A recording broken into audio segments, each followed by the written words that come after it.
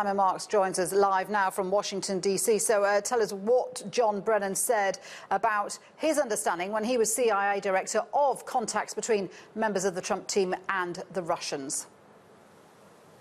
Well, surely, just to be clear, John Brennan was CIA Director until Donald Trump became President of the United States, at which point he was replaced. But what was taking place there up on Capitol Hill were attempts by successive Republicans on the committee to try and get John Brennan to say he had not seen any evidence of collusion between President Trump's team and the Russians. And John Brennan, time and again, failed to take the bait. And indeed, in that exchange with Congressman Trey Gowdy, a Republican loyalist loyal to President Donald Trump, he revealed for the first time that when he was CIA Director, he saw information and intelligence that suggested that Russian intelligence sources were indeed in contact with some members of President Trump's campaign team, wittingly or unwittingly on the part of those members of President Trump's team. And he came to the conclusion that it was his job to forward that information to the FBI so that they could then decide whether that information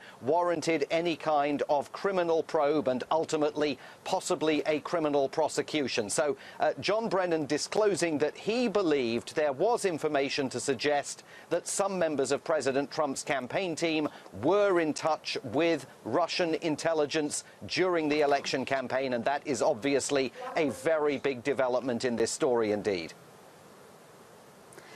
And just briefly, Simon, Mr. Brennan said President Trump had broken protocol by disclosing highly classified intelligence to the Russians. What does that mean for the president?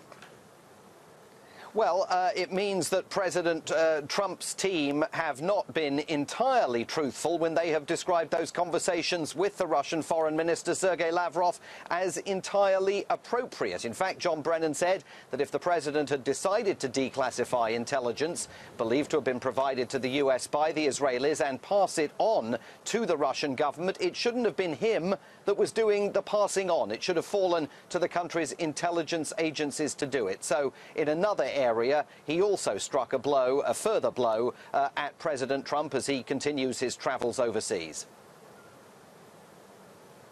Simon, thank you. Simon Marks in Washington, D.C. there.